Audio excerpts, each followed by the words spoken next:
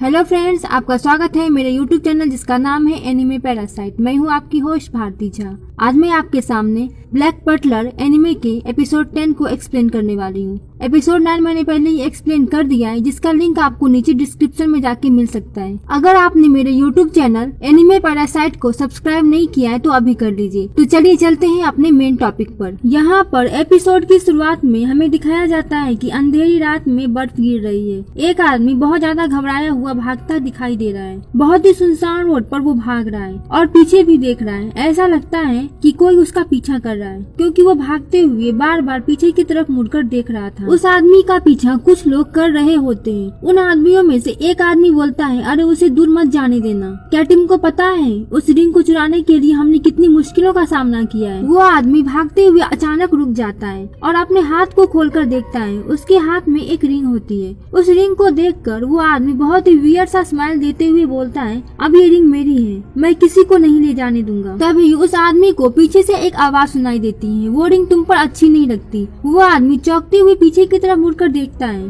उसी समय बहुत तेज से कुछ उसके ऊपर वो आदमी फेंकता है। उसके हाथों में चोट लग जाती है और खून निकलने लगता है। पीछे मुड़कर वो देखता है, बहुत ही अजीब सा आदमी ब्लैक ड्रेस और टोपी पहने खड़ा है। वो आदमी उससे बोलता है, ये रिंग अपने लायक मालिक की तलाश में है। इतना कहकर एक अजीब सा चमकता हुआ कुछ उसके ऊपर फेंकता है, जिसकी वजह से वो आदमी पानी के अंदर गिर जाता है। पहले जो कुछ लोग इस आदमी का पीछा कर रहे थे वो उसे पानी में गिरते देखते हैं। वो चौंकते हुए बोलते हैं, वो पानी में कूद गया, वो पागल लड़का। सेबेस्टियन और सीएल एक ठंड सी जगह पर साथ दिखाई देते हैं। सेबेस्टियन सीएल से कहता है, समझा, फ्रोस्ट फेयर एकदम सही नाम है। सीएल रिप्लाई देता है कि ये इस तरह का पहला ठंड का मेला है जो लंदन ब्रिज पर जमे हुए थैम पर शुरू किया जाएगा, जो 1814 से चला आ रहा है। यहाँ पर हमें उसी फ्रोस्ट फेयर में एलिजाबेथ भी दिखाई दे रही है। एलिजाबेथ को पीछे से एक लड़की आवाज लगाती है, प्लीज रुकिए लेडी एलिजाबेथ। एलिजाबेथ पीछे मुड़कर देखती है और कहती है, पॉला, अगर तुम इतनी जोर से भागोगी तो बर्फ टूट जाएगी। यहाँ हमें पता चलता है कि उस लड़की का नाम पॉला है। पॉला दुखी होकर बोलती है, माय लेडी,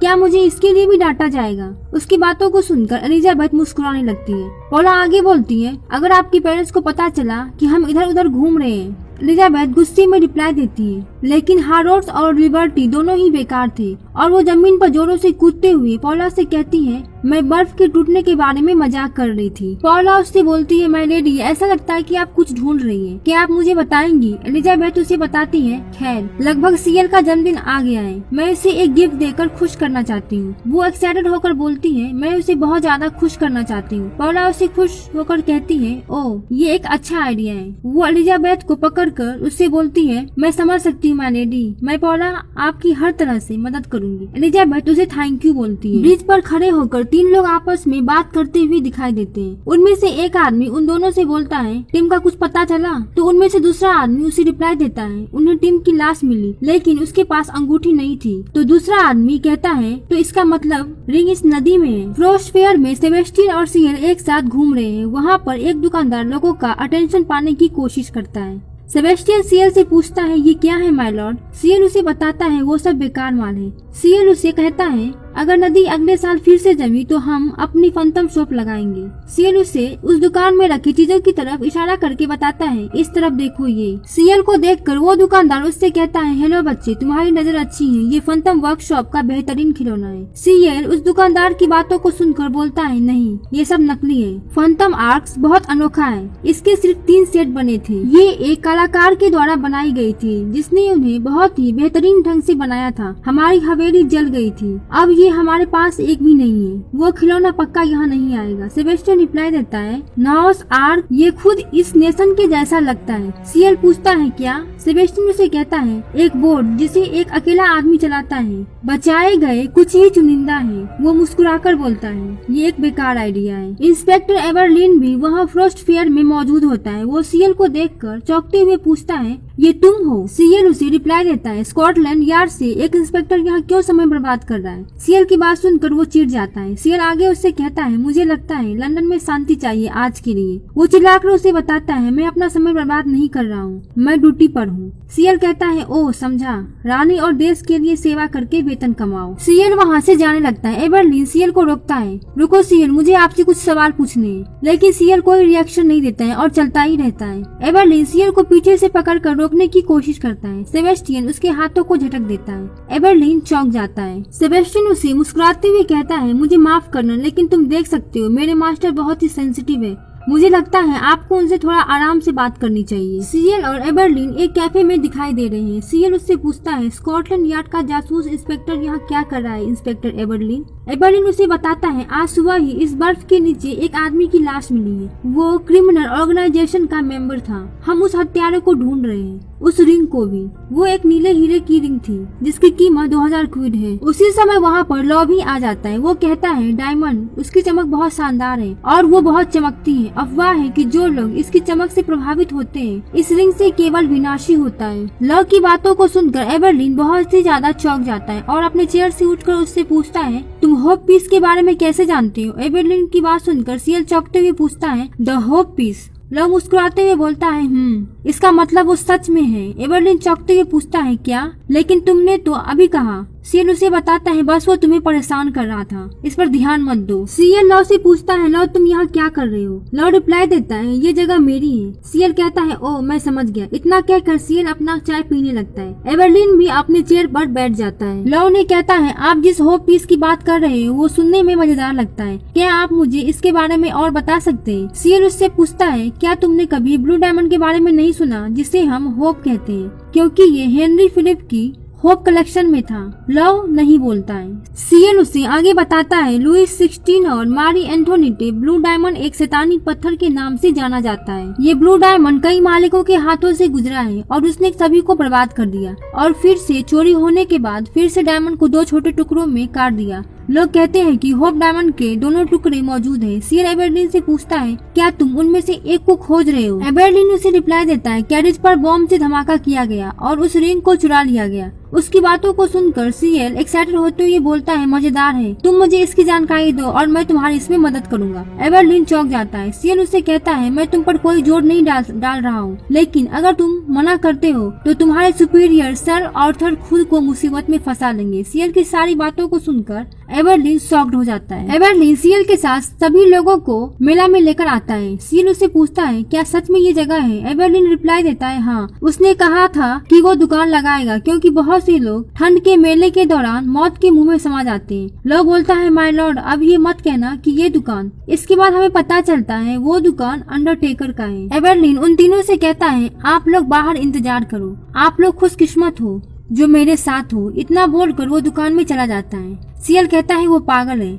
लॉ रिप्लाई देता है, ये सब यूथ के मजे के लिए है, लेकिन ये कौन सी जगह है? सीएल चिढ़ जाता है और उसे बताता है, ये अंडरटेकर का फ्यूनरल पार्लर है, तुम जिससे जैक द रिपर केस में मिल चुके हो। लव ओह बोलता है। सीएल उन्हें बताता है, एबरलीन किसी भी समय मदद के लिए रोने वाला है। वो सेबेस्टियन से बोलता है, तुम तैयार हो? उसी समय अंडरटेकर की बहुत जोरों से हंसने की आवाज आती है। सीएल चौंक जाता है और दुकान के अंदर जाता है। अंडरटेकर एबरलीन से बोलता है, तुम कमाल के हो, मैं तुम्हें सब बताऊंगा, तुम गलत बिजनेस में हो, तुमको तो कॉमेडी करनी चाहिए। सीएल अंदर आकर एबरलीन से पूछता है, तुमने क्या किया? एबरलीन उसे बताता है, मैं तो नॉर्मल बातचीत कर रहा था, लेकिन फिर ये पागलों की तरह हंसने लगा। सीएल उसे बोलता है, एबरलीन तुम अजीब आदमी हो। सेबेस्टियन एबरलीन से कहता है, ऐसा लगता है कि तुम काबिल इंस्पेक्टर हो। वो चौंकते हुए जवाब देता है, मैंने कुछ नहीं किया। सीएल बहुत ज्यादा गुस्सा हो जाता है। वो अंडरटेकर से पूछता है, मुझे उस रिंग के बारे में बताओ। सीएल की बात सुनकर वो हंसने लगता है। सीएल आगे बोलता है, हमें बताया गया है कि एक जमी हुई लाश की देखभाल तुमने आज सुबह की है।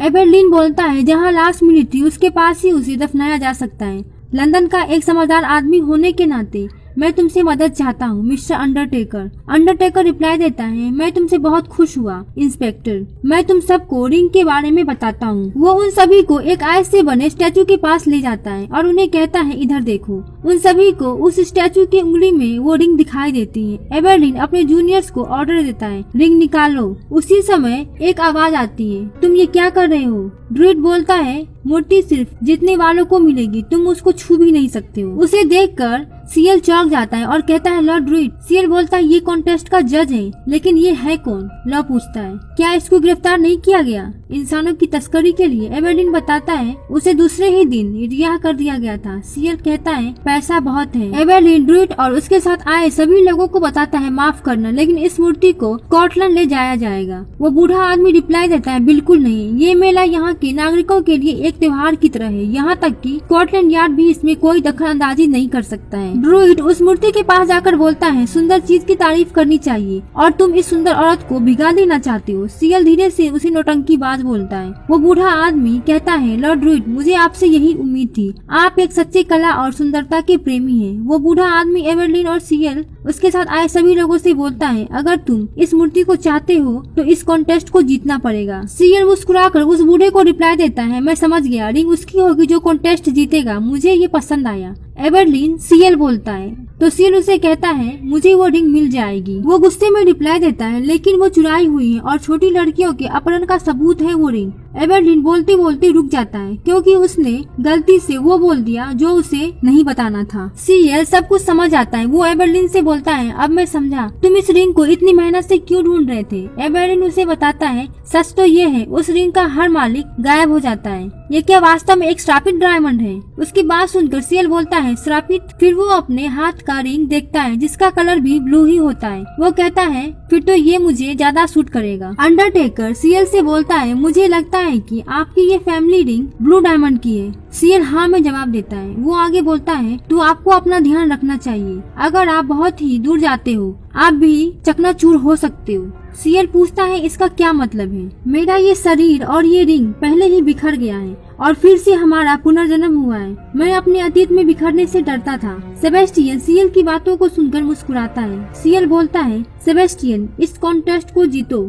वो ठीक है माय लॉर्ड बोलता है। एक स्टेज पर सारे कंटेस्टेंट दिखाई देते हैं। उस कॉन्टेस्ट का होस्ट बोलता है, तो अब मैं इस बार की मूर्ति कला प्रतियोगिता को शुरू करता हूँ। तुम्हारे पास 3 बजे तक का समय है। सीएल सेबेस्टियन से पूछता है, क्या तुम जीत सकते हो या नहीं? सेबेस्टियन रिप्लाई देता है, आपने मुझे ऑर्डर दिया है तो मैं हारने वाला नहीं हूँ। सेबेस्टियन वो कॉन्टेस्ट जीत जाता है। सारे जजेस उसकी मूर्ति की खूब तारीफ करते हैं। उनमें से एक जज उसे बोलता है, मैं तुम्हें एक महान मूर्तिकार की उपाधि देता हूँ। सेबेस्टियन रिप्लाई देता है, नहीं सर, मैं तो सिर्फ एक बटलर हूँ। जो 3 लोग एपिसोड की शुरुआत में उस नदी में गिरे आदमी का पीछा कर रहे थे, वही तीनों यहाँ भी मौजूद होते हैं। उनमें से एक आदमी बोलता है, रुक जाओ, ये रिंग हमारी है और हम इसे वापस ले रहे हैं। एवेरलिन उससे कहता है, क्या? अब ये मत कहना कि तुम चोर हो। वो आदमी अपने हाथ में गन लिए रिप्लाई देता है, हाँ, हम वही चोर हैं जिसके बारे में लंदन में बात हो रही है। इतना बोलकर वो अपने कोट को हटा कर दिखाता है। उसके कोट के नीचे काफी सारे बम लगे होते हैं। वो चोर अपने हाथों में लाइटर लिए हुए सभी को बोलता है, अगर तुम मरना नहीं चाहते तो यहाँ से भाग जाओ। इसके बाद वो गिनती बोलने लगता है। सभी लोग वहाँ से भाग जाते हैं। सीएल और सेबेस्टियन वहीं खड़े रहते हैं। सेबेस्टियन सीएल को आवाज लगाता है। सीएल बोलता है, मैंने जैसा कहा वैसा करो अभी। सेबेस्टियन वो यस माय लॉर्ड बोलता है। एवेरलिन सीएल से बोलता है, अब किस चीज का इंतजार कर रहे हो? यहाँ से भागो अभी। वो रिप्लाई देता है, तुम यहाँ से निकल जाओ, मेरी चिंता मत करो। एवेरलिन उससे कहता है, मैं ऐसा नहीं कर सकता, मैं लोगों को बचाने के लिए पुलिस में आया हूँ। सबको बचाना मेरा फर्ज है। सीएल मुस्कुराते हुए उससे पागल बोलता है। जैसे ही एवेरलिन भागते हुए सीएल के करीब आता है, वो चोर उसके पैरों के पास गोली चला देता है और बोलता है, दूर हटो। वो सीएल की तरफ गन पॉइंट करके बोलता है, सिर्फ 3 तक बचे हैं, क्या तुम भागना नहीं चाहते हो बच्चे? सीएल उसे रिप्लाई देता है, इसकी कोई जरूरत नहीं है, अब तुम देखो। सीएल की बातों को सुनकर वो चोर चौंक जाता है। सेबेस्टियन सामने आता है और उसके ऊपर हमला कर देता है। इस तरह से सेबेस्टियन को देखकर सभी लोग उसकी तारीफ करने लगते हैं। ड्रूइड उसे बोलता है, ऐसा लगता है कि काला हंस एक सफेद चांद की दुनिया में उड़ रहा है, उसकी शैतानी मुस्कान के साथ। वो चोर सीएल के ऊपर एक बम को जलाकर फेंक देता है। सेबेस्टियन उसे बचा लेता है। उस चोर के 2 साथी उसे रोकते हैं। बॉस, प्लीज ऐसा मत करो, क्या आप भूल गए हैं कि हम आइस के ऊपर खड़े हैं? वो उस बम से चारों तरफ गड्ढा कर देता है। वो तीनों चोर पानी के अंदर गिर जाते हैं। उस जगह पर जमा सारा बर्फ चकनाचूर हो जाता है। सेबेस्टियन सीएल को उछालकर किसी सेफ जगह पर पहुंचा देता है। एवेरलिन चौंकते हुए पूछता है, सीएल कहाँ है? लोग मुस्कुराते हुए उसको जवाब देता है, वो हमेशा से जल्दी है। कुछ देर बाद सभी को सीएल और सेबेस्टियन बीच नदी में टूटे बर्फ के बीच में मूर्ति के ऊपर खड़े दिखाई देते हैं। उन दोनों को देखकर ड्रूइड खुश होकर बोलता है, जहाज सब कुछ पीछे छोड़कर आगे बढ़ रहा है, जहाज दुनिया के भविष्य के साथ आगे बढ़ रहा है। वो बूढ़ा आदमी इमोशनल होकर बोलता है, ये नो है, ये असली नोज आर्क है, बाइबल का चमत्कार आज हमारे सामने थिम्स में हुआ है। सीएल सेबेस्टियन से बोलता है, तुम्हारा ये तरीका बहुत ज्यादा खराब था।